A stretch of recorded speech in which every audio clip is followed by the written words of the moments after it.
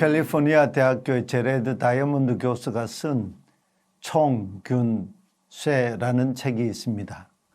그 책에서 그는 인류의 방대한 역사를 유라시아 대륙이 동에서 서로 매우 길쭉한 것과 아프리카 대륙이나 아메리카 대륙이 남북으로 길게 뻗은 지리적 특성에 따라 서로 다른 문화와 생각을 가지게 되었다고 주장합니다. 또 인류가 이동하면서 총을 가지고 또 병균과 바이러스 그리고 금속, 쇠를 가지고 정복하면서 인류 역사에 흥망성쇠를 가져왔다고 해석합니다. 사무엘상 17장은 지리적 특성이나 무기나 균이나 바이러스나 금속만이 아니라 전혀 다른 요인에 의한 새로운 역사의 상수가 누구인지를 보여줍니다. 블레셋과 이스라엘 간에 전쟁이 벌어졌습니다. 엘라 골짜기를 사이에 두고 서로 진쳤습니다. 이스라엘 왕 사울과 그의 군대가 블레셋과 마주 진쳤지만 속수무책이었습니다. 블레셋 군대의 용사 골리앗 때문이었지요. 키가 3m나 되는 거인이었습니다. 청동 투구를 쓰고 비늘 갑옷을 입었는데 갑옷의 무게만 57kg이었습니다. 청동 각관을 차고 청동 칼과 창으로 무장했습니다. 그의 창의 칼날 무게만 7kg이었습니다. 창자루가 배틀채 같았습니다. 이렇게 완전 무장한 골리앗이 40일 동안 엘라 골짜기 한가운데로 나와서 심리전을 폈습니다. 이스라엘 군대를 모욕했습니다. 나를 상대할 한 사람을 뽑아 1대1로 싸워 전쟁을 결판내자고 했습니다. 전쟁이 심리전이라지만 골리앗의 언행이 도를 넘었지요. 이스라엘이 하나님을 모독합니다. 놀라운 건 골리앗이 40일 동안 아침 저녁으로 나와서 이스라엘 군대를 모욕하고 하나님을 모독했지만 그 어느 누구도 붕괴하거나 맞서 싸우려 하지 않았습니다. 그때 등장한 인물이 다윗이죠. 베들레헴 사람 이새가 전장에 나가 있는 세 아들의 안부가 궁금했습니다. 다윗을 불러 형들에게 보내며 볶은 곡식과 빵과 치즈를 갖다 주고 전장 소식을 가지고 오라고 심부름 보냈습니다.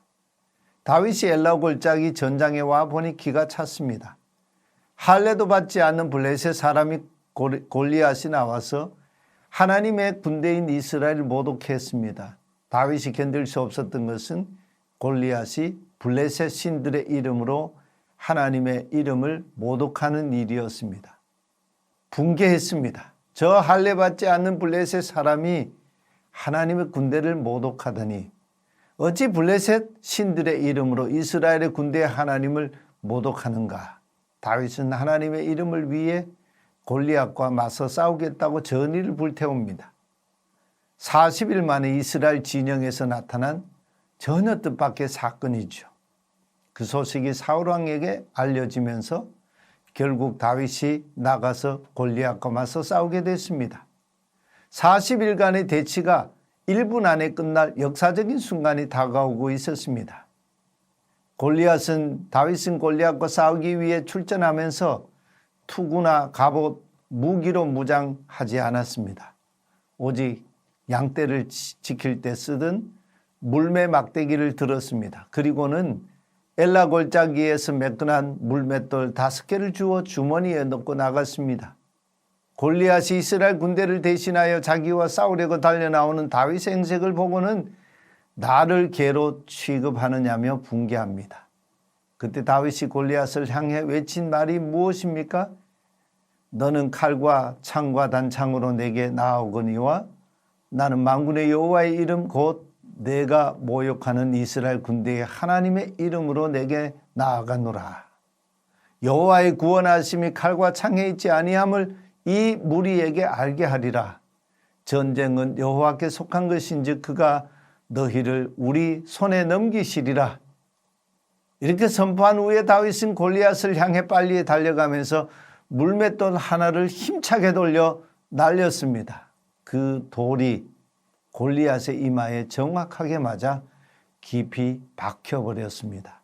골리앗이 땅에 푹 꼬꾸라지면서 엎어졌습니다. 다윗은 달려가서 골리앗을 짓밟고 그의 칼을 뽑아서 목을 베었습니다. 역사의 변수는 총과 균과 쇠나 지리적인 특성에만 달린 것일까요? 사무엘상 17장의 사건을 보면서 우리는 인류의 영원한 상수, 역사의 상수가 누구이신지를 다시 생각해야 합니다. 인류 역사의 영원한 상수는 십자가에 달리신 예수 그리스도이십니다. 동시에 부활하신 예수 그리스도이십니다. 예수 그리스도의 십자가와 부활하신 예수 그리스도는 온 인류를 향하신 오늘 골리앗을 만난 저와 여러분을 향한 하나님의 사랑입니다. 하나님의 구원입니다. 하나님의 지혜입니다. 하나님의 능력입니다. 아멘.